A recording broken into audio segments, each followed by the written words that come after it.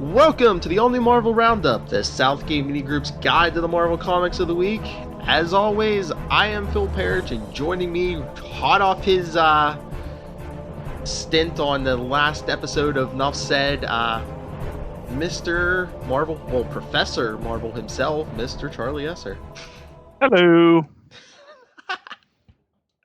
All right, let's get into this week's books, Charlie.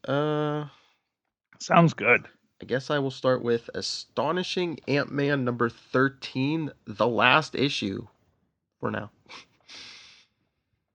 Because, Aww. they always bring these back. Yeah, I'm assuming they're going to replace it with Wasp. But yeah, it's the last issue. It was a little oversized. It was $4.99, so.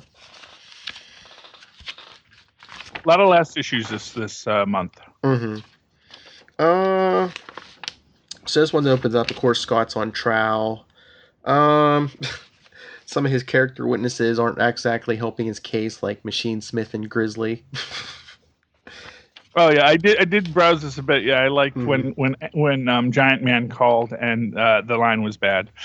Oh yeah, because he was with the Ultimates, I guess, and they were out in space. Yeah, and the static kept hitting, so the court heard was he's like, he's criminal, mastermind, guilty, and the call gets lost.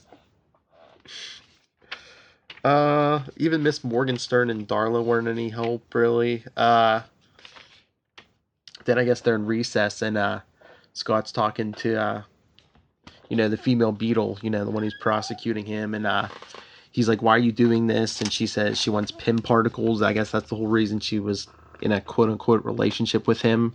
She says, I'm the Beetle. Do you have any idea what it's like being one of the only insect-named supers that can shrink? It's humiliating.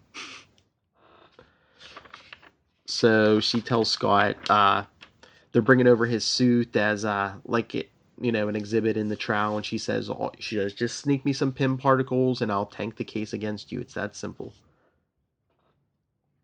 So yeah, Shield's bringing over his suit, but meanwhile, if you'll remember, Egghead and Crossfire and Darren Cross broke into the lab in his helmet, so they're still in there.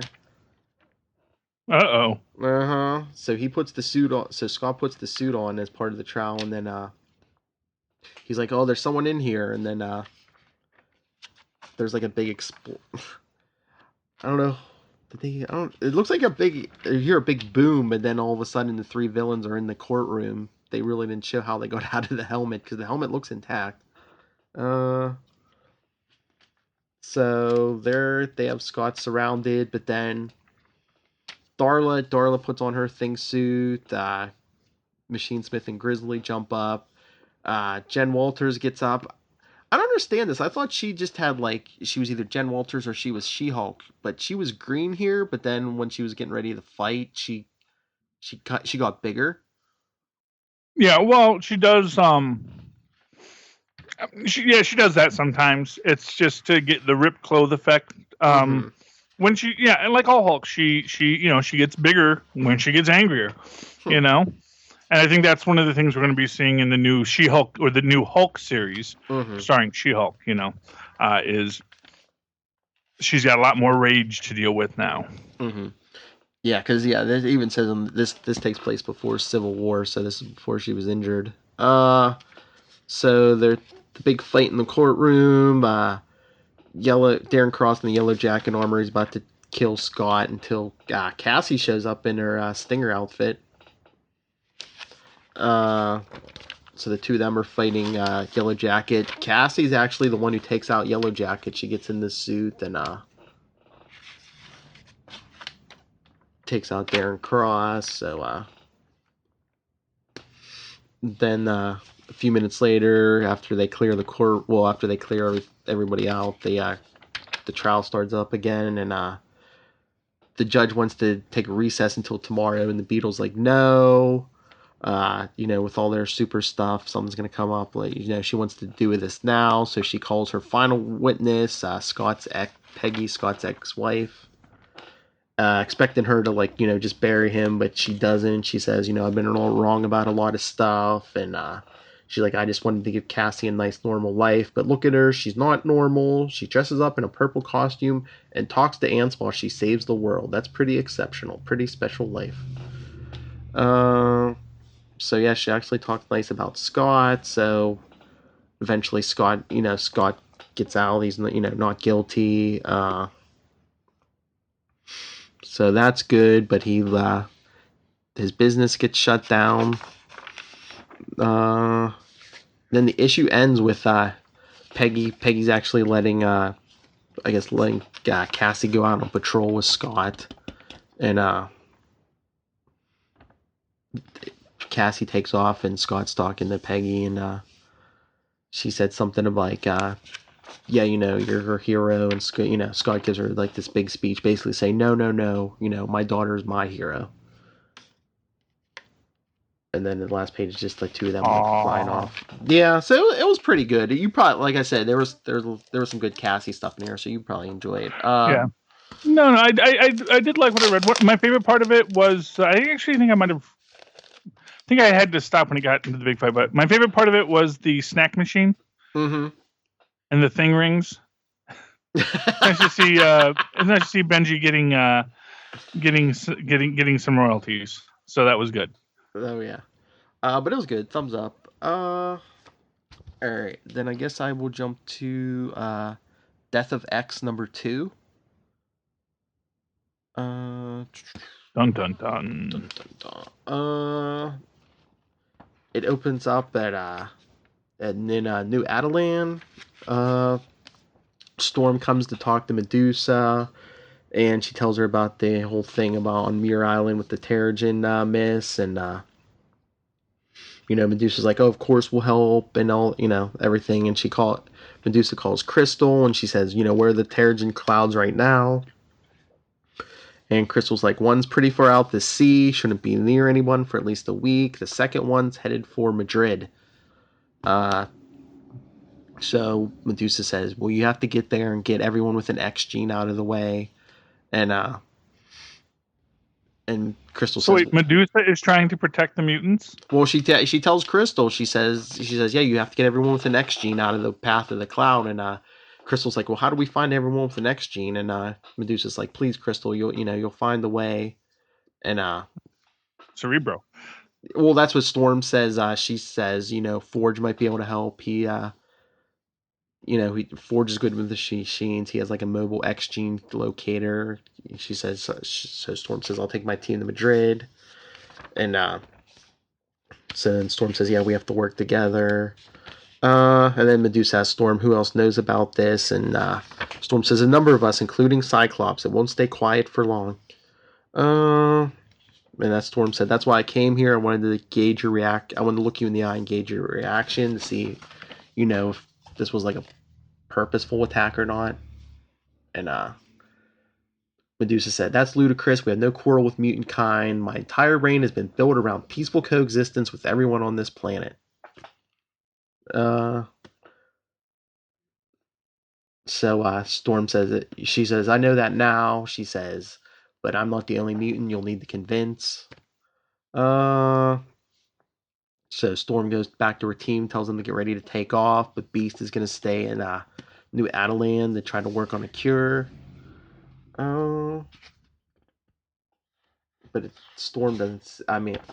Forge doesn't seem so convinced. Because Storm's like, oh, she agreed to help, and Forge says, oh, she did. That's comforting. Who's she planning to help? Storm, our people, or hers?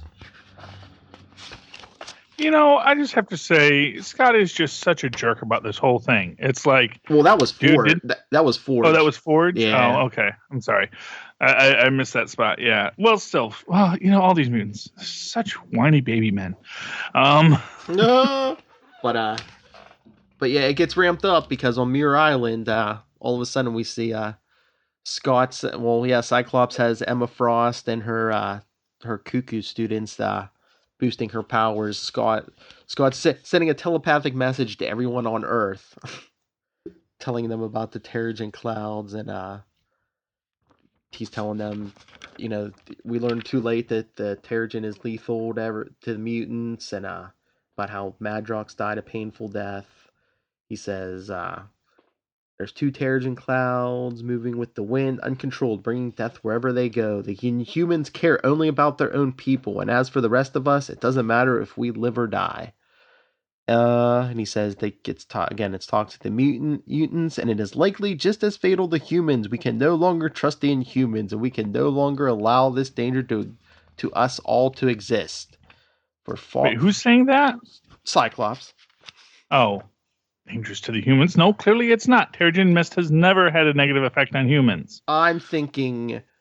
I'm pretty Cyclops sure. is nuts. Well, I think he's using this opportunity to maybe get humanity on mutant side by giving them a common enemy. Yeah. Oh boy. Because he basically ends it with the Inhumans lied to you. The X-Men will save you. And then at the end of the call, the Cuckoos are like, Miss Frost, just now we saw, and she goes, I know, I do not, and I say this in the strongest possible, cross me at your peril terms. Do not wish to talk about it, girls. So I don't know if they saw something in Cyclops' head. But yeah, Emma Frost and Scott Summers go into, I don't know, talk or whatever, and but the Inhumans get to Madrid. Crystal and one of the Inhumans, what this is Inhumans name? ISO. They're trying to push back the cloud, but they're having trouble doing it alone. That's when Storm shows up and helps them push the cloud out of the way or redirect it. And then back on Mirror Island, a bunch of more mutants have showed up to like help bury the ones that died. Like there's Colossus, Sunfire. I think that's Wolfsbane. So Colossus is talking to his sister, and she takes him to see Emma Frost and Cyclops. And Scott's telling Colossus, Emma and I won't sit by and let the Inhumans destroy us. And they're saying they're like gathering mutants, and they're like getting back up.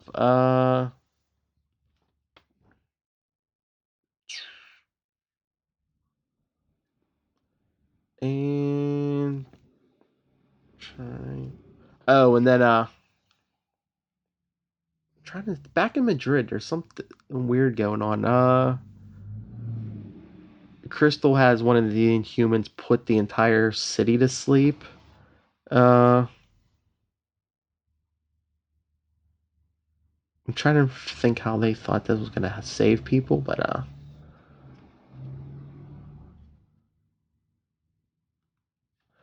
yeah, they say something about putting the whole city to sleep, including the mutants, and I don't know. Cyclops takes that as an attack on mutant kind, so he has Emma calling reinforcements, Charlie, and guess who she calls for help? Who said he'd be happy to help? Magneto. Yep, another cool rational head. Yep. Yeah. Well, Scott's basically been Magneto since the Phoenix thing. Yeah. Scott's just been all nuts about, been all cuckoo for Cocoa Puffs since AVX. Mm-hmm. Yes. It was a thumbs up. I mean, it's good, even though, yeah. Cyclops, it's honestly, it's consistent. I mean, Cyclops has been a complete knucklehead for a while now, so one can honestly say this is a very logical progression for his character. Mm-hmm. All right, and since I did that, I guess I'll go to All New X-Men 14. This one's... I have my theory about what's going on, but it's like Scott, young Cyclops is sitting around because his leg's still, I guess, broken from his encounter with Toad a couple issues back. And he's saying how young Hank McCoy's been like locked in his lab for like days. And at first, Cyclops is just going to sit there and play video games, but then he figures he wants to see what's going on in the lab, and every time he tries to get in the lab, he's blocked by like Hank's security devices, and then all of a sudden, like this giant something with something large with tentacles comes out and attacks him. So he has to like his blasts aren't working on it until he figures to shoot it from his. The lesson he learned from video games, he shoots it in the eye and takes it out. And then he's telling Hank, we need to talk about what's going on in there. He's like, I'll be on the couch. But when you're ready, come out. And it looks like I don't know if they're demons or other dimensional creatures are coming out of Hank McCoy's lab. So I'm thinking, I wonder if something followed him back from his encounter with Doctor Strange. Because Hank did bring that helmet. Yeah. Hank did bring that helmet back. What is it? The Eye of Horus or whatever? Yeah. Well, I was reading a spoiler of this issue, and they were very much playing up that idea that because I guess in a previous issue, Hank had told, Doctor Strange how he's seeing all the demons as math, and now he can understand them, and so Hank's getting all master of the mystic arts on him. That's weird. But yeah, I mean, it was good. It was a thumbs up. But yeah, like I said, it was basically just Cyclops trying to break into Hank's lab and then getting attacked by that creature.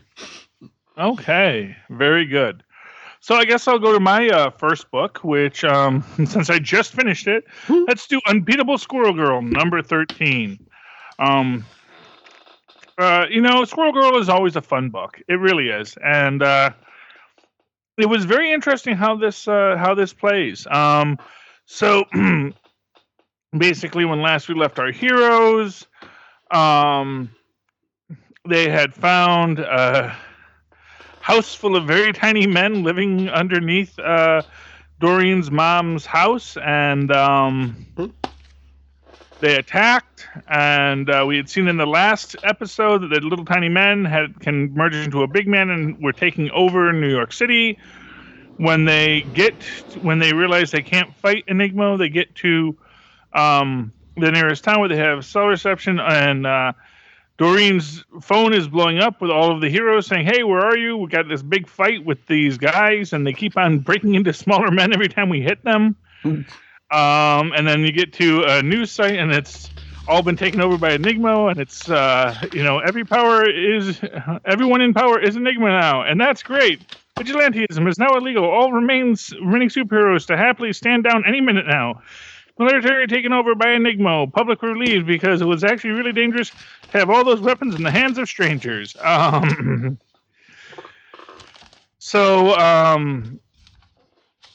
are, so they're trying to figure out how they're going to solve this problem. Meanwhile, back in New York, Brain Drain is realizing that he needs to get to Squirrel Girl so that he can regroup and hopefully defeat the Enigmas. He's trying to find someone who can help them. He organizes her Deadpool's Guide to Supervillains cards in order of least evil. The top two are Lifter and Ant-Man. And this was actually kind of cool. Where he says he has special PIM particles that make things small, but also sometimes giant. I don't know how that works. It's shot in the dark. Maybe they adjust Planck's constant at the local level, while also decoupling it from the Higgs field. Haha, that's right. I know my way around the fundamental constants, baby. Which I loved because, of course, I had theorized that PIM particles actually functioned essentially like the Higgs boson, and the idea that they grant mass. So I was happy to have Marvel Comics sort of reiterate my theory at some point. Brain Drain teleports to Miami to get Scott Lang. Steals some PIM particles, which Hank has conveniently labeled on his nightstand that says "PIM particles don't steal." Shrinks a chunk of Hank's house to carry with him. Sees an open computer that says, "Please don't let anyone steal my super expensive plane that is parked over there." So he steals the plane, then ejects over Canada to team up with Doreen, and Ant-Man wakes up, realizes that he's in Canada, and is very upset to have been kidnapped by these superheroes. Well, someone has, after destroying his plane, so he tries to canoe back to the United States, but he doesn't know how to canoe. Doreen goes and helps them, and they try to work out how to fight. Doreen is upset because she finds out that Ant-Man doesn't talk to ants. He controls them, and she's like, mind control? And that's very offensive to her because, of course, she talks to squirrels, and he's like, you don't actually talk to squirrels. He's like, yes, I talk to squirrels. Like, oh, gosh, you're serious. You talk to squirrels. Anyway, they try to find a hidden island where they can plot. Fortunately, Ant-Man does carry a mini Ant-Man Ant-Van with him at all times, apparently. I guess that makes it easy to park. So they do have a method to drive into America, but Enigma was on the island too and overheard them because Enigma is everywhere. And as they're driving, they get surrounded by cop cars who are after them. They come up with this basic theory about Argentinian fire ants that have this global super colony where ants that are separated by thousands of miles, even when put together, they don't fight because they still see each other as part of the same colony, and they figure that that's how Enigma is operating. They get into the big fight with the police. One of the cops' cars explodes, and one of the cops says, yeah, who's going to tell me that my car was the one filled with explosives? Our heroes have shrunk down and are hiding. And Doreen and Scott's really upset at everything. He also doesn't have his Ant-Man helmet, so he can't even talk to ants. And Doreen basically tells Scott, they were going about this all wrong. They were trying to fight, and you can't punch a guy who can split into a bunch of different people. But, he essentially stole the Americas, so we need to steal them back, and that's what we're doing. We're not a squirrel girl, a CS student, a brain in a jar, a robot bot, and on a robot body, a mom and an ant guy. We're the infiltration specialist, the mastermind, the hacker, the muscle, the distraction, and the legendary ex-con gone straight, but suckered back in for one last big score. And they see that's a good idea. Let's steal back our freedom, but of course, Enigma was there too. Bum, bum, bum. So we'll see how this all goes in the next episode. Unbeatable Squirrel Girl number 14. But it was a fun book. Thumbs up for Squirrel Girl 13. Always a fun book. Cool. Okay, so you do your next mess. All right, I'll do my next two books, which I'll call my Deadpool block, because both of these are Deadpool miniseries. I guess I'll start with Deadpool, Back in Black number 2. Of course, it's Deadpool's wearing the symbiote. He's making his way around town, but I guess we're going to... most of this takes place at, they describe it as in a popular children's pizza parlor and arcade, so I am assuming we all know, we all have that pictured in our heads. But it's an 80s... What? Freddy Fazbear's. Oh, well, I was going to say, we have Chuck E. Cheese's around here. No, Freddy Fazbear's is from a game called Five Nights at Freddy's that my children are obsessed with. About, basically a haunted arcade with demonic animatronics. But yeah, this book's set in the 80s, so of course, who's at the party here? It's Power Pack Charlie. Yay, Power Pack! Yeah, I saw them on the cover. Oh, you didn't get a chance to glance at this? No, man. You know what? Because Marvel kept on going down every time I tried to go on to read books. It would go down on me. Oh, when you get a chance, it kept on saying you have no books. I'm like, no, I know we have books. Very annoying. But yeah, you're gonna want to read this when you have a chance, because guess who comes out to entertain the kids and they're not too happy about it? Deadpool? Obnoxio the Clown. Yeah, he was on the cover too. Yeah. Once killed the X-Men. Because he's telling the kid, because one of the kids asks, shouldn't you be making balloon animals? And he starts like, he just has like a sandwich in his hand. So he's like, look, he smashes it together. He's like, I present the feral crocagator, meanest beast in all the lands, including Jersey. Alligator head on one end, crocodile head on the other. Oh, that old gag. Man, it's an old joke.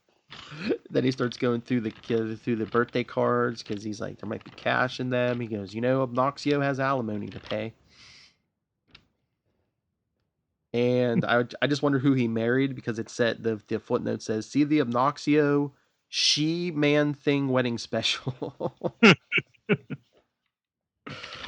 uh, yeah. So the party really gets interrupted when a snark ship shows up.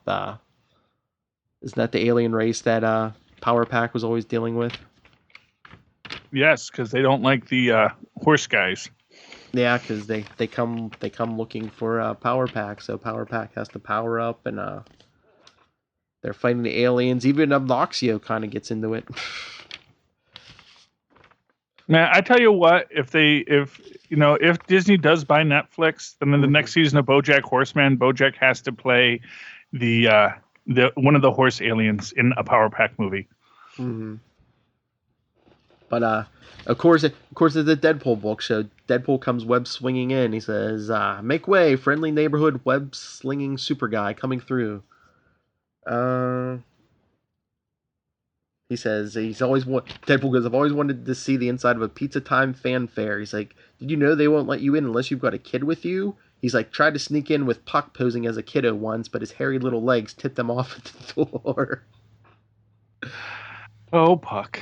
He goes, "Howard the Duck gets in all the time by moonlighting as an animatronic character."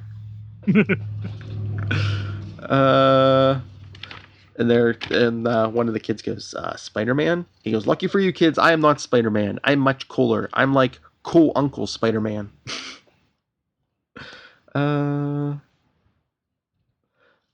So he helps them start taking out the snarks, but then a bigger snark comes down. It looks like he has like his two regular arms and like two big cyborg arms or something. So they say, "Call down the super snark." I think the scrolls are gonna hit them for copyright. And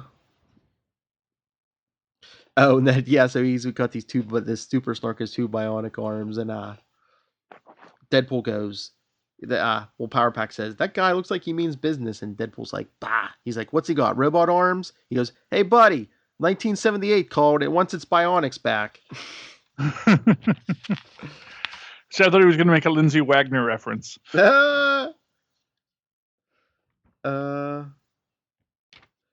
then Obnoxio comes in and like hits the super snark with a spray bottle, and he squirts him with a spray bottle, and Deadpool goes, "Is that Obnoxio the clown? I used to watch him every morning before school." He says, "That mental breakdown of his right on national TV was..." Because another footnote says, "Obnoxio, The Fall, a very special Marvel graphic novel." And now there's one I want to read. Yeah, and one of the kids says, "The Obnoxio, really? You're using water to fight the aliens?" And Obnoxio says, "That ain't water, kid." And he says, "Well, if it wasn't water, then..." And the other kid goes, "It was pee, dummy."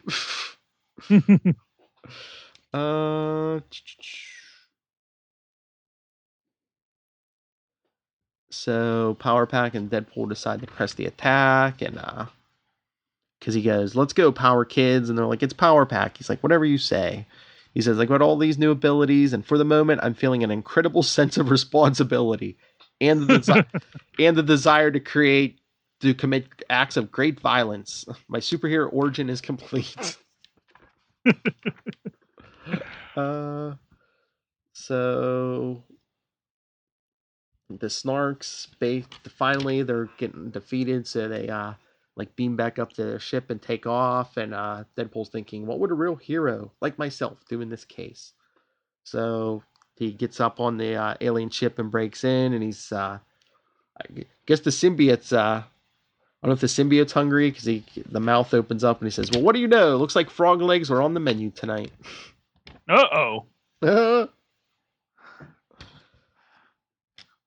So I guess the Snarks get eaten, but their ship must they crash in the East River. It says, "Never to be seen again," or were they? Oh, they're lucky they didn't knock over Jean Grey's cocoon. Oh yeah. So She was in Deadpool, the East River, as I recall. I think it was these, or what was it? A bay? Well, I don't know. Hmm. But yeah. So Deadpool comes back. The kids thank him. Obnoxio gives him a big hug, and Deadpool says, "Are you trying to pick my pocket?" And Obnoxio's like, "Well, yeah." And Deadpool says, "Because that's not my pocket." And Obnoxio, Oh, Deadpool and um, Obnoxio. How and is this not? How is this their first team up? I don't know, but Obnoxio says, "Well, hey, you got your Christmas goose early this year." It's, so Deadpool take so finally Deadpool takes off. He's like, oh, he's thinking about. He's like, stopping a bunch of lizards from hurting kids, and without a bit of reward to show for it. He says, this sense of fulfillment and worry about paying my bills. This must be what being a hero feels like. And then on the last page, he says, I have this sense that I'm being followed. He turns around, and who's behind him, Charlie, on the rooftop? Uh, Spider-Man? No, the The black aliens from the first. the Oh, I'm black sorry. cat. Face it, Tiger. Oh, I just hit the jackpot. yeah. Well, she wasn't super evil yet in this one, so she's like No. all. She's all like, kind of Catwoman-y. I steal stuff, but I actually have a heart of gold. Yeah, that's And gonna last. and I do remember back then she did like Spider-Man in his black suit more than the red and blue. So, Yep. uh, but yeah, it was pretty funny. Especially the Obnoxio and Deadpool parts. It was a big thumbs up. Sweet. And then I'll go to the other Deadpool. Deadpool Too Soon #1. Yes. Oh, How soon was it? uh you'll enjoy Too soon? this. Oh, you'll enjoy this issue also, Charlie. So I guess Deadpool calls everyone together, with everyone being Squirrel Girl, Spider Ham, the Punisher, Ant Man, Howard the Duck, and Forbush Man. Forbush Man, the most powerful superhero in the Marvel Universe? Yes. Well, there you go. Uh, Saved the universe so many times, but they always rebooted the universe afterwards, so no one remembered. uh, and so they all. Oh, and Rocket and Groot show up too, Hey. because Deadpool said, well, Deadpool and Chicla, they call him to this. Is it a mansion? Yeah, they call him to this mansion on like a stormy night. Then Deadpool and Chicla are there, and Deadpool says it's only a matter of time before some lowlife starts blackmailing us, and the blackmailer is here in this room. And he said, because there's all this information about well, Forbush Man shoplifts his costume from the local appliance store. And Forbush Man is like, stainless steel is expensive. Don't tell my manager. Uh, Yes. Howard the Duck, I guess, has been leaving piles of dog poop on She-Hulk's front door. Flaming bags. Okay. Spider Ham is cyber stalking a certain beloved pig actress, meaning Miss Piggy. Okay. Squirrel Girl, I guess, doesn't want her secret identity to get out. Uh, but meanwhile, everyone in the room seems to know she's Doreen Green. Yeah, well, of course, because everyone knows she's doing great because she wore a domino mask. When she didn't even wear a domino mask. She just like had black eyeliner on. It wasn't a good mask. I guess Rocket and Groot reprogram the Shi'ar flagship to use profanity because they show Gladiator on the ship, and the ship's going, target established, bleephead. So that seems like something they'd be proud of. I don't know why that's a blackmail point. Yeah, I don't know. Well, I guess they don't want the whole Shi'ar after them, but yeah, and then I guess Ant Man put a picture of a toy rubber ant into a presentation Hank Pym was giving to the UN on combating malaria. Oh my. And the Punisher cried during the new Star Wars movie. It was very moving.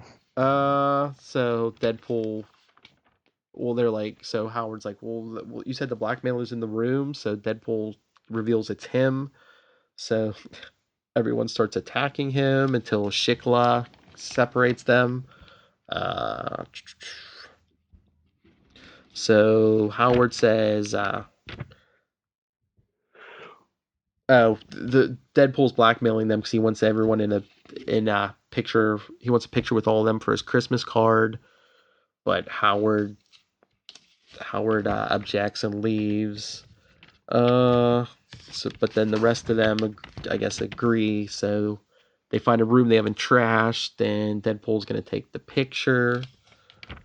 But then the lights go out, and when they come back on, Charlie, Forbush Man is dead. Oh no! So they're all like, "Who killed him? It has to be somebody in this room."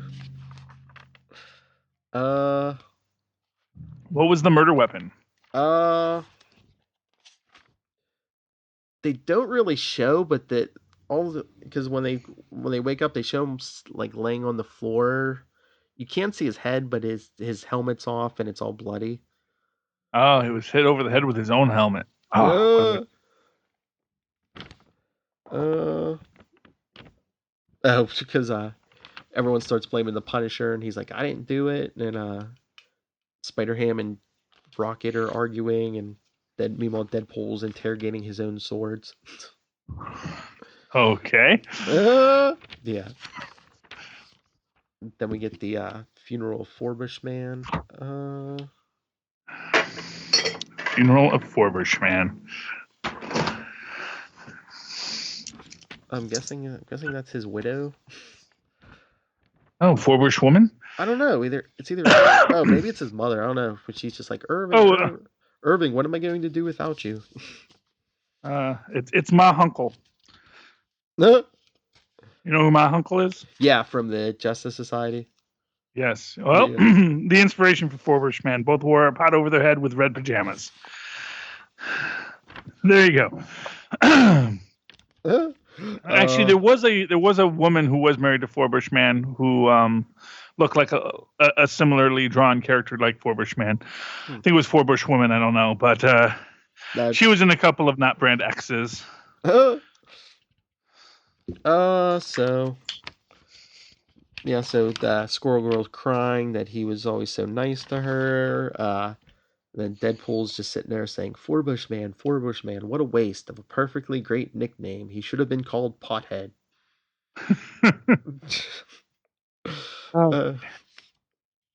So Deadpool says, I guess he wants to find out who did it. So Shikla tells him happy hunting, and Squirrel Girl says she wants to help him, and I guess Deadpool he starts running away from her. He says, "No way am I going to let Chipper Chipmunk slow down this investigation." But meanwhile, she keeps up with him. She's running after him. Yeah, Squirrel Girl beat Wolverine. So yeah. She's that's why she's unbeatable. Mm-hmm. I actually don't think squirrels are nearly as strong as they make her. They say she has the proportional strength of a squirrel, but actually, I think she's much stronger than that. But so she keeps catching up to him. So eventually, he just gives in, and he tells her he put trackers on everyone that night so he can track them. So their first stop is there's an old secret Avengers hideout from the 80s somewhere in a subway tunnel. The 80s, but they weren't superheroes in the 80s. Well, they go in and we'll remember it's Deadpool. So I know. They walk in and she's like, "Wow, everything is so retro." And he says, "I think this was mostly used by the West Coast Avengers." And because there's like an old Iron Man armor, it looks like U.S. Agent's old shield, Hawkeye's old bow and quiver. There's a picture of the original West Coast team on there. So, because there's even a file folder on the desk that says Operation Galactic Store. Superheroes just don't clean up their messes, man. They just leave stuff lying around. But I guess there was a teleporter in there, which they use, because they didn't see the sign that says "Danger, do not use." But Invariably. but they come out on the other end, which looks like it's in a laser tag place. Okay. But they track down Rocket and Groot. To I guess looks like they're hunting in the woods or something. Okay. Yeah, because there's they're trying to figure out who it was, but then they see something came out of the teleporter after them, and I don't know. I guess I don't know if they took inspiration from The Fly, but it's like an amalgam of Deadpool and Squirrel Girl. Ah. It says, "My name is Squirrel Pool, and I've come to kick nuts and eat." Wait a second, never mind. I'm just going to eat all of you.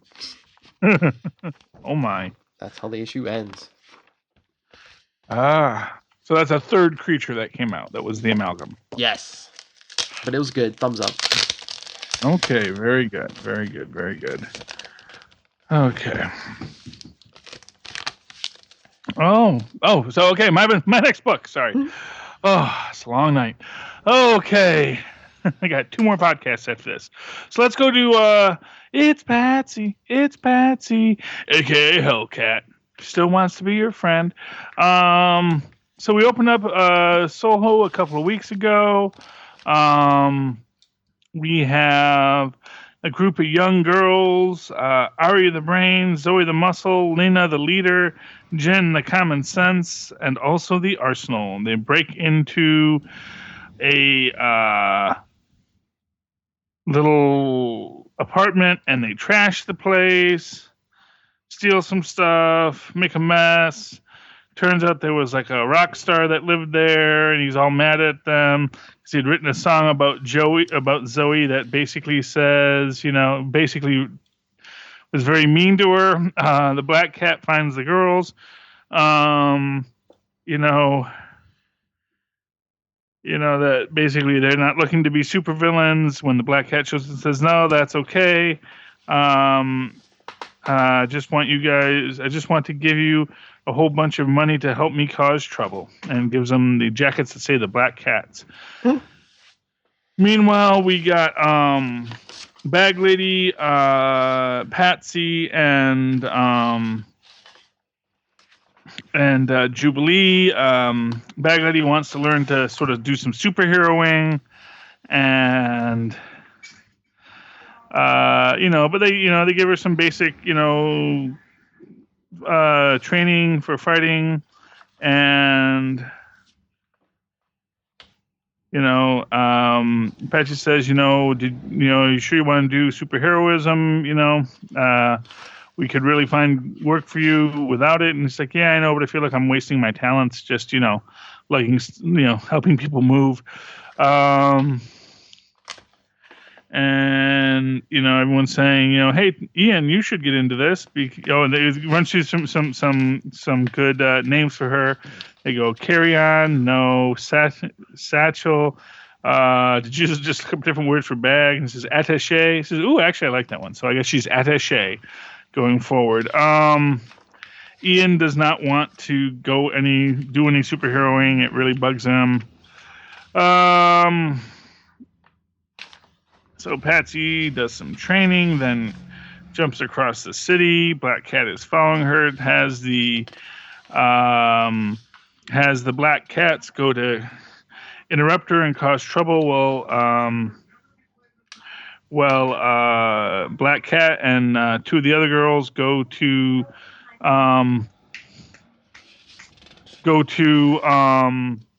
Patsy's office to look around. Unfortunately, Attaché is there. As they are leaving, they see, the old man is yelling at Zoe about going to the apartment. It says, "I threw you out. Your boyfriend still lived there." And this is interesting because here we get this nice, very sweet moment, where basically, Ian's saying, things were finally good. I had the job. I met Tom and you. It was nice. Life wasn't great before, but then it was okay. And it all went to hell. I get scared, Pats. I don't know. I don't want to lose any of this. It says, hey, it's all right. I'm not going anywhere. Nobody's making you fight. Says, are you sure? Of course. I'm the muscle, remember? Because they were talking about how he actually is incredibly powerful, but he just doesn't want to use his powers, And we see Zoe attacks the son who has the ability to control bed bugs. And then we find out that Ian is Zoe's old boyfriend, apparently, they're saying. I'm not sure, because we thought Ian was gay, but, maybe he goes both ways, which is not uncommon. And then we see that back at the house, back at the office, Attaché has been captured, and Black Cat has her bag, and then she stuffs one of her henchmen into the bag. It says, "Oh, we are going to have some fun." Bum bum bum. Thumbs up. It's a fun book. I always like Patsy. I gotta say the art style is a little distracting, but I can tell that they want to keep it light, but you can tell there is some depth they're trying to get in there too. So but I'm liking it. Thumbs up. Cool. All right, let's power through some of these books. All right, I'll get to my last two on my own. The block I call Charlie Esser will really enjoy these. Yeah, I'm sure. And I only got to read one, I think. Yeah, so I'll get to the one you didn't read. Infamous Iron Man #1. Oh, so mad I couldn't read that book. The Rise of Doom. Just totally forgot it when I was at the store, and and the thing is, I was debating, well, maybe I'll just do the digital buy. Maybe I was going to do the digital buy today, but it's like I couldn't, because I said Marvel kept on going down on me. And it's like, I don't want to do a digital buy now. And also, I'd like to buy my books at my store, because it's the same price if you buy it online or if you buy it at the store. And I'd rather, if I'm going to spend $3.99 on the book, I'd rather, buy it from a local dealer. My dealer. But yeah, so it opens up. I remember you said you saw the preview of the Cabal flashback. That's how the issue opens, with that whole flashback. Where Doom, Parker Robbins is asking him, "Oh yeah, you defeated a demon, right?" And all this, and he banishes him to India. Yeah. Yeah, that's how the issue starts. Then they flash to the present. Maria Hill's been kidnapped. Oh my. You'll love this, by an old Fantastic Four villain. Yeah, she's... Oh, yes. By, you know who it is? Yeah, I saw that in a spoiler bit for it. Okay. Diablo. Yeah. Yes. Because he said he's giving her a truth serum, but if she lies, this one, unlike other truth serums, will punish her. And he wants the security code clearances for each of the active helicarriers and the Triskelion. Dun, dun, dun. He says, you can struggle and swear all you want, but the only person who's ever gotten the better of me is Reed Richards, and I've heard he is nowhere to be found. And then you hear then you hear the voice say, "Well, that last part is hardly true, Esteban." And he turns around, he's like, "Who are you?" And he's like, Doom says, the reason no one cares about you is you're a cheap scientist using cheap science. You haven't earned any of your knowledge, and your motivations are sloppy and selfish. And that's when Diablo's like, I know that voice. And he says, "Yes, you do. You felt the cold steel of my hand around your spindly throat." He's like, "You once tried to cross me and failed spectacularly." So he basically takes down Diablo, even though Diablo tries to counterattack, but he easily beats that. And then Diablo says, "Maybe someone needs to scar that smug new face of yours all over again."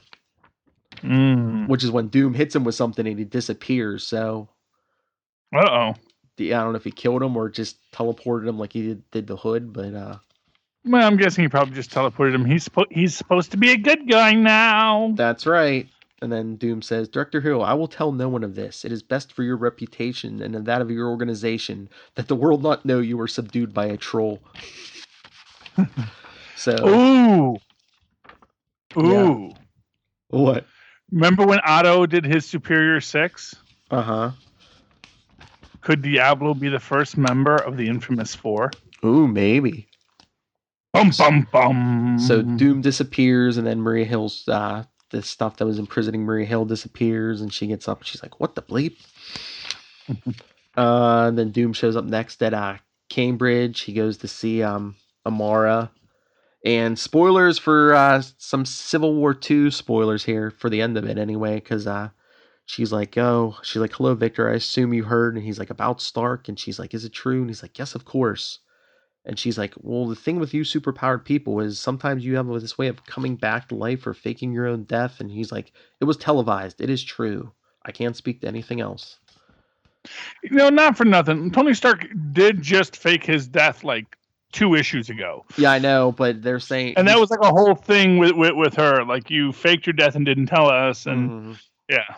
Well, Doom's saying it's televised, but they'll get more into that in a little bit too. But she's asking him why he's there, and he was saying he wanted to see how her work fighting Alzheimer's was coming along. So is Doom interested in the cure for Alzheimer's, or is he just trying to be like a benefactor here?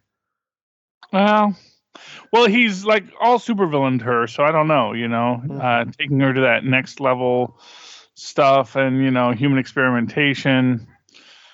It is an interesting question. Or maybe we're looking at member 2 of the Infamous Four. But yeah, he's saying he says, "I know my reputation precedes me." She's like, "That's an understatement, Dr. Doom." He's like, "I know, I'm trying to rectify that." And she says, "Why are you here? What do you want from me?" And he says, "You remind me of someone." And he disappears. But then she gets a visitor, Charlie, who says, it's an agent of S.H.I.E.L.D., but he's a very familiar agent of S.H.I.E.L.D., Charlie. He says, "I was wondering if you had any contact recently with a guy who calls himself Victor Von Doom." Is it Phil? Oh no, Charlie. May? Oh no. You wouldn't think of him as an agent of S.H.I.E.L.D. I would say he's probably a new recruit after Civil War. Because she goes, "Who are you?" And he steps forward and he says, "Ben Grimm, agent of S.H.I.E.L.D." Oh, that's right. He's on. He gets grounded after Civil War because they're no longer in space. And he's looking for Doom. Is he in his Thing form, or he's in his Ben Grimm form? Oh no, he's the Thing. Okay, so he's real scary. Oh yeah, because the Thing once actually single-handedly completely beat the crack out of Dr. Doom, crushed his hands and everything.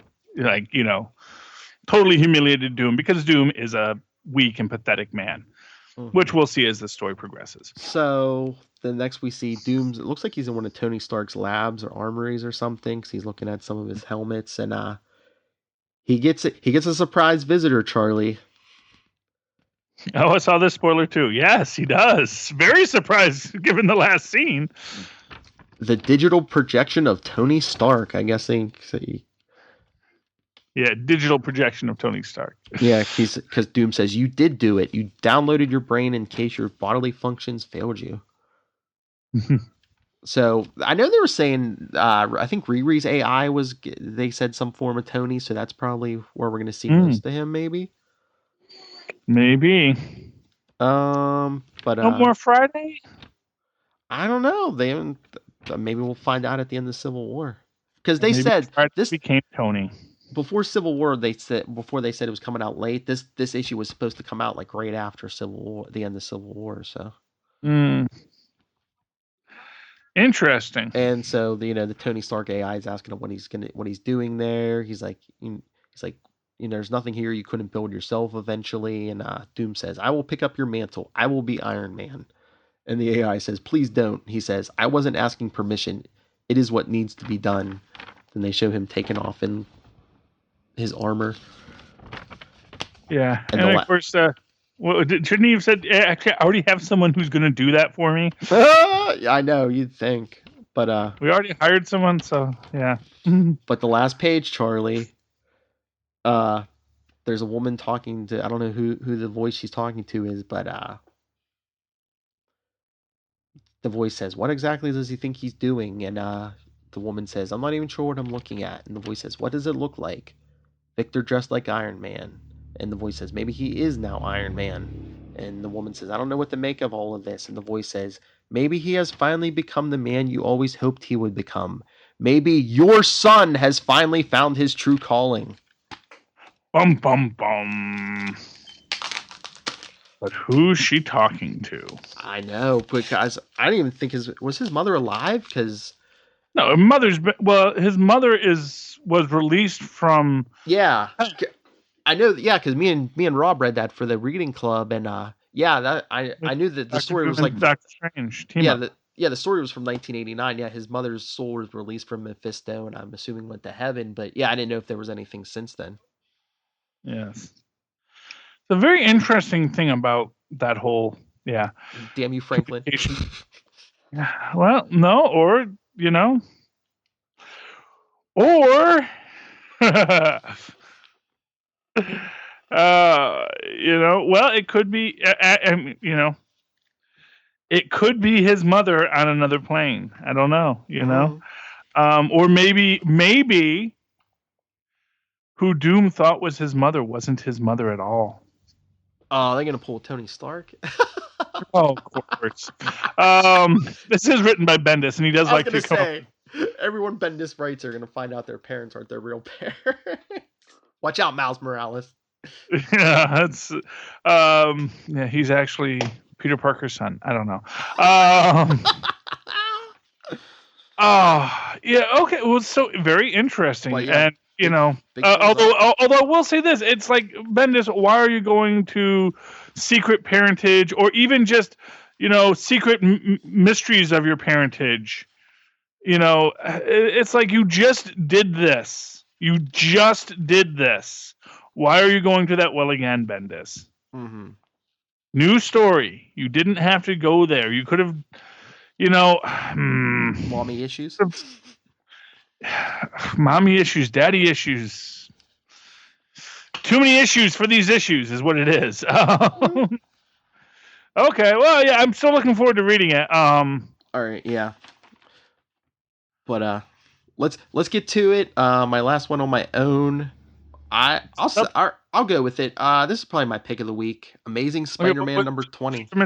Was Infamous a thumbs up? Yes, thumbs. Oh yeah, big thumbs up. Okay, great. But yeah, my pick of the week is Amazing Spider-Man number 20. Very good book. Oh yeah, we see. And my pick of the week, probably. What? If I had bought it, it might have been my pick. Well, a lot of good books this week, though. But yeah, yeah, it was very good, though. But yeah, So what happened, Phil? Were anyone's words marked? Oh yes, you have many of your words, because through flashbacks we see what was at the end of Amazing 18, where Otto's brain takes off in that spider bot, and we see. Well, he's basically recapping it for himself, but then he goes to his grave to find his body, and it's missing Charlie and a bunch of other villains, including Alistair Smythe. So Otto downloads himself into the groundskeeper's cell phone and contacts the people New U's been using the steel bodies. So he hitches a ride on his body back to New U. And of course, the Jackal takes the body and puts it through the process. And of course, here's where we get Charlie Esser's words marked. Otto realizes, wait, when my old body died, it wasn't my consciousness inhabiting it.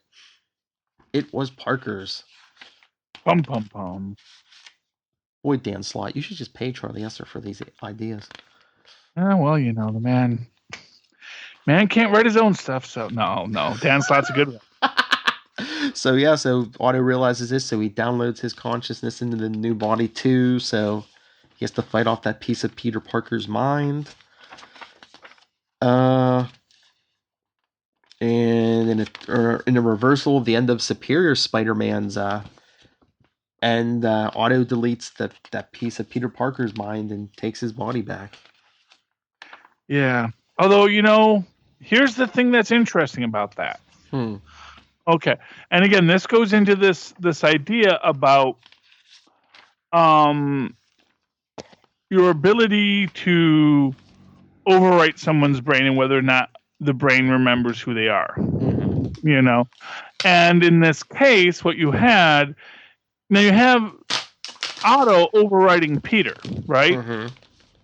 Now, this is Otto's brain, but the copy that he's overwriting himself with is the copy that was taken from Peter. So I don't think we've seen the last of Peter in Otto's brain. I think that is actually going to come back, and I think it's going to be a whole thing, but you know. Do you think? Because I mean, at the end of Superior Spider-Man, I mean, Otto kind of deleted himself out of Peter's head. So yes, but that was Peter's brain. Yeah. So essentially, what it is what got overwritten in Peter's brain was Otto that was now being removed by Peter because Peter was reestablishing himself. In Otto's brain, it will be Otto eventually reestablishing himself, but I think that Peter echo is going to be stuck around in there because it's actually Peter's mind that just got overwritten, but it's the Otto version of Peter's mind that's on top of Otto's brain. Yeah, well, wouldn't that just give you double Otto then? Yes, except there's probably a Peter in there too, is what I'm saying. I don't know. I'm thinking you're gonna see an Otto. You're gonna see some Peter in there somewhere at some point. I don't think we've seen the last of the Peter Otto hybrid.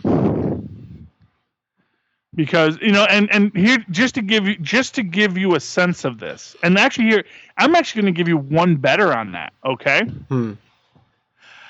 And by the way, I am so much more convinced that that's Kane. I am more convinced that is Kane under that mask than I've ever been before. Well, did you did you see the preview? I think is it Clone? Let me look. It's either Clone Conspiracy #2 or the next. Oh yeah. No, the next costume. Yeah, the next issue of Amazing. Yeah, it looks like the Kane Scarlet Spider. Yes. So, but here's why. Okay. Because Kane, when we last saw Kane, he was killed in the, Spider-Verse, and we did see him like possibly coming back after he evolved into the Spider. But basically, this whole idea of psychics and the mystical aspect of it does seem very Kane. Seems like something that Kane would have picked up on that, crossing the Spider-Verse kind of adventure. And granted, that means that Dan Slott did not steal my brilliant idea to have all the clones team up in Hell to, take over Hell. So, okay, Slott, I give you my apologies for that. Well, he may now, but I think this is what he's doing. I think that's going to be Kane. And it's basically Kane under the mask. But here's the thing. So here's why this is. But here's the thing. So he says, the spirit at death is very profound because the brain holds on to all these psychic energies. Meaning that brain that was built up is a brain built up with the psychic energies of Peter Parker. It's Otto's brain, but the psychic energy that they built the brain around, that they rewrote the brain around, since it's not Otto's original brain, it's now Peter Parker's brain. So but again, it is there's some third level metaphysical questions that could be going on here about what's going on. Exactly whose brain is that Otto is occupying? Yeah. Is it Peter's brain? Is it Otto's brain? Is it Otto now dominating in the brain, or is it Peter, a version of Peter as Otto dominating the brain? And will Otto as Peter come back? I mean, that's the thing, because that's the idea, is that wasn't Peter on the brain. That was Otto's. It was a version of Peter that was written on Otto's brain. So that is the real Otto. See, if they follow, Peter. If they followed the logical course, they would probably do all this. But I just have this feeling that they're just. I think this clone thing is like a big way for them to put a lot of stuff, including Otto, back to status quo. Yes. Like we were gonna get Otto. Now we got Otto back in his prime. Yes. Oh, and for what it's worth, that was the other thing that tells you that is not Miles Warren. Is when Otto tells him, "I know that the degradation of your clones isn't something you're designed in. It's just something you couldn't fix because you're not as brilliant as I am. But I can fix that." So Otto telling him that kind of tells me that maybe Kane didn't know that. Maybe Kane is just duplicating the process. Well, no, that's not necessarily true, because in the 90s during the Clone Saga, I know Warren had problems with the clone degeneration. Like a lot of them degenerated fast. Kane was degenerating slow. The only two successful clones he made that didn't eventually degenerate were Ben Rowley and the Gwen Stacy clone. Mm-hmm. Yeah. But what I'm saying is that but that would be why Kane would know about this thing that's going to stabilize him, and why he keeps on putting it on. Mm-hmm.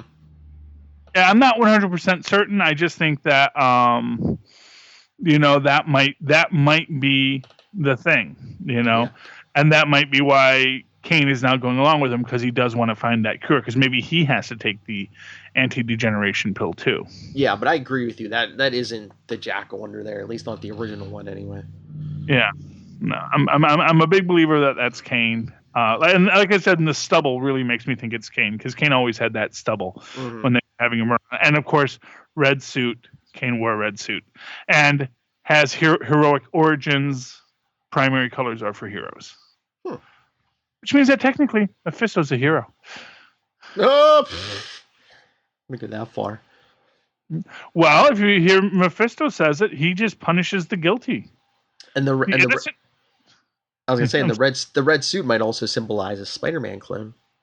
Exactly. So yeah. So I think we're all agreed. Our words are marked. That is Kane, who didn't get a fancy name like Ben Reilly. And we'll see if we're right. But yeah, thumbs up. My pick of the week. So very Charlie. Good. Oh, let's see here, man. So we got 4 more books to go, and these were like some fantastic books. What do you want to do first? Oh, you didn't do it. You did all the ones on your own? Oh no, I have A-Force. Oh, sorry, I forgot about that. A-Force number 10, final book in the series. So when we open up, basically we're opening up with Medusa and Dazzler and Singularity at the house where the survivors all were, but now all the survivors have turned to bug monsters. Dazzler gets cut by one of the bug monsters, and then they all teleport out. Singularity teleports them out, teleports them to find Nico. When they get to there, they see that, Carol has been attacked, and of course Elsa Bloodstone has turned into a monster too. They're all fighting. Dazzler turns into a bug monster, and basically Alice is telling them, you have to kill me. You have to kill me. That's the only way that it's going to cure everyone. I know that. That's the way. And Nico says, no, I'll figure out another way. And she goes, demetamorphosis. And the bug monster Alice turns back into Alice. But she says, it doesn't feel right. This isn't me. I'm not correct. Thinks that maybe the reason why the others didn't change back is because they're in suspended animation. So she reanimates them, but they're still monsters. And basically, Alice tells her, you have to kill me. You have to take my life. And then she says, Grim Reaper, and Alice is dead. And as soon as Alice dies, everyone turns back. And basically, everyone's saying, we understand why you had to do this. We were all sharing the hive mind. We knew this was exactly what she wanted, Mm-hmm. And then we see that actually Alice is alive, but she's now in this super evolved sexy version of the bug monster. Mm-hmm. Hey, it's a comic book. She's got all hive tendrils going on with her and whatnot. And, they're saying, you might be an inhuman, you might be a mutant. And it says, there are people that can help you. It says, but what you really mean is that you can't let me happen. We can't let what happened here again happen. And Carol says yes. And Carol says, it won't happen again, at least not with this form. I can feel it. So I'm afraid that's not going to be enough. Says, so you're going to stop me then? Says, does it have to come to that? And he says, it won't. And then she just fades away because she's got all kinds of stealthy powers. So that's a cool. Alice is now a cool, crazy bug, lizard creature, woman monster out in the woods of Colorado. And also they have something important to do, and Elsa and Carol are talking, and they get to this very nice point about, it's like, had I not run, I wouldn't have been able to save them. And it's like, it's just this whole causality question. It's like, what came first? And, it said, and it's like, and Nico is saying, what if I hadn't run? We wouldn't have even found this place. And Carol's like, then we'd have found another way, a way that didn't rely on the luck of Alice's powers saving her life. And you wouldn't have had to go through the trauma of killing someone. It says, maybe, I guess we'll never know. It says, no, we won't. And now I'm asking Nico, what's next? Where do we go from here? It says, I want to see Jen. And then the final scene is everyone goes to Jen's bedside. It's great, and it did a lot of nice reversals on the whole predestination question. Did we just show up because, that's what had to happen, or did it work out that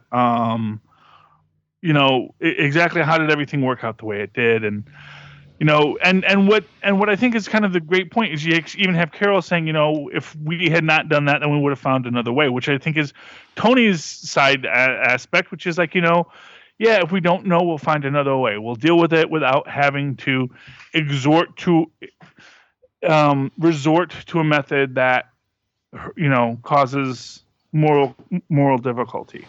And it is, and again, like I say, I think Civil War is a book that you really have to read side books for. Mm-hmm. And I think that was this case with Fear Itself. Because here's the thing, they always say, you just read the main book and then you'll get all the data. And I think that's maybe like the Marvel Saga view of it, which is like, if you read the books, you're going to get like, and last issue, this happened, and that's how this ties together. And you're going to get this very surface read, but you're going to know what happened. But if you don't read the actual books, if you don't go through the actual books, you're going to miss all these details that really inform the story. So that's my take on that. But thumbs up for that book. It was really good. Really good. Just a really good book. So many good books this week. Oh, yeah. Okay. I didn't even get to read Infamous Iron Man. Or Deadpool. So it's like, man. Okay, so let's get to our 4 books on our together. We have Thor, Black Panther, Captain America, Doctor Strange, and that's it. Yes, that's 4. Yes. What do you want to do first, Phil? You want to do Thor number 12, Mighty Thor number 12? Sure, let's do Mighty Thor number 12. What did you think of this one, Phil?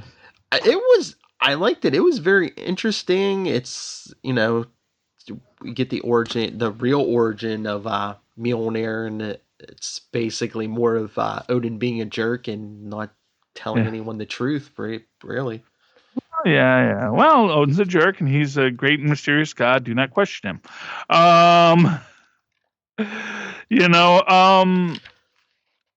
So I'm wondering, do you think the truth of the matter is Odin didn't put an enchantment on the hammer?